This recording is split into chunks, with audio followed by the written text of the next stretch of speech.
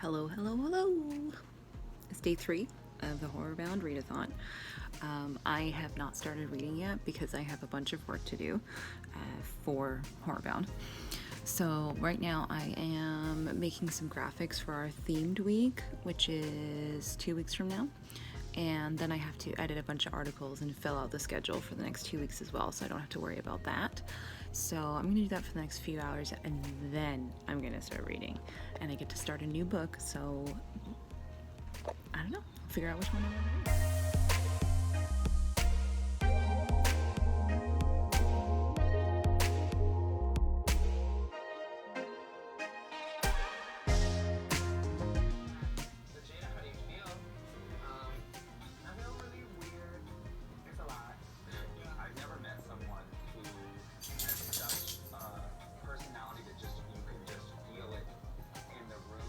Okay, I'm done all my scheduling for Horror-Bound.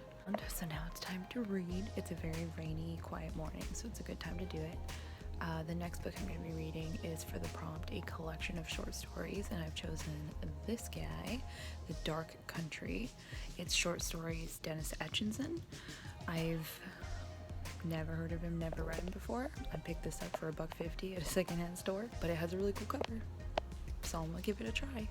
I've read 2 stories so far, and they were okay, but they were very short. So we'll see how it goes.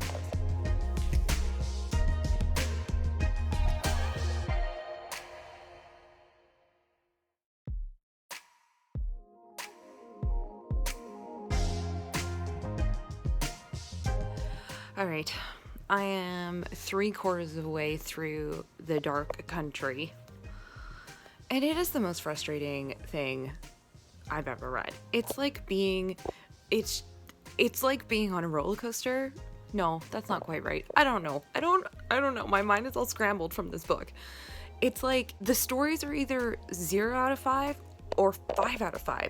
Like, how? Why? Like, there's one story where he was just like, describes a guy driving to the airport, and then the guy gets hit by a car and dies. And then the next part, there's a guy on an airplane, and then the airplane crashes. And then the next part is a guy who has clearly just killed his wife. And then that's it. That's the story. Like, what does it mean? Why? None of them, it was just drabbles. It was just murder drabbles. Oh, you guys, this book.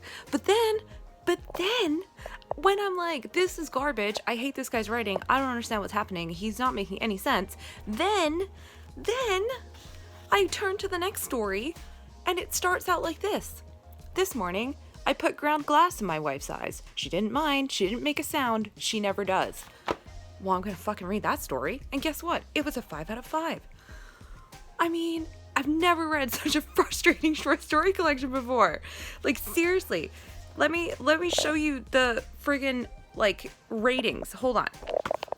I'm all flummoxed. That's not the right word. Whatever. See? Look at these ratings. 3 out of 5, 3 out of 5, 2 out of 5, 5 out of 5, 5 out of 5, 1 out of 5, 0 out of 5, back to a 5 out of 5, then an okay 3 out of 5, and then we're back to 0. It was garbage. And then 5 out of 5, 5 out of 5, 4 out of 5. Oh my god. I don't even know. A couple of weeks ago, I put in a book order to one of our local bookstores that is still open because I wanted to help them stay open, and also I wanted to buy books. And today, they arrived! All right, first up is Eden by Tim Levin.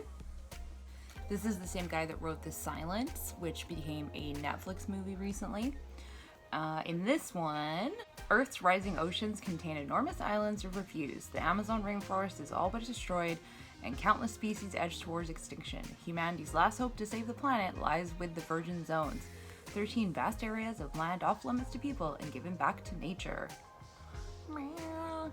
Eco-horror, we love it. Oh, and the tagline, nature is no longer humanity's friend. Fuck yeah.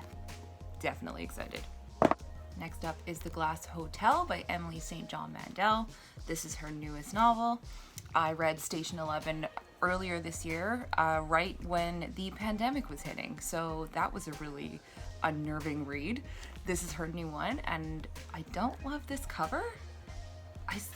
maybe it's like I don't know. The cover that's online is like a foggy, weird, spooky image with like an island in the background, and this is just, I don't know. And this one is an exhilarating novel set at the glittering intersection of two seemingly disparate events: a massive Ponzi scheme collapse and the mysterious disappearance of a woman from a ship at sea. Is this maybe supposed to be the ship? And speaking of ships, ayo! It's The Deep by Alma Katsu. This is a Titanic retelling, and it's spooky, and it has ghosts, and I'm really excited. Apparently it's like super complex, and there's a ton of characters, which I'm trying to get better at accepting lots of characters, but I have a really bad time keeping track of them, so this will be an interesting read for me.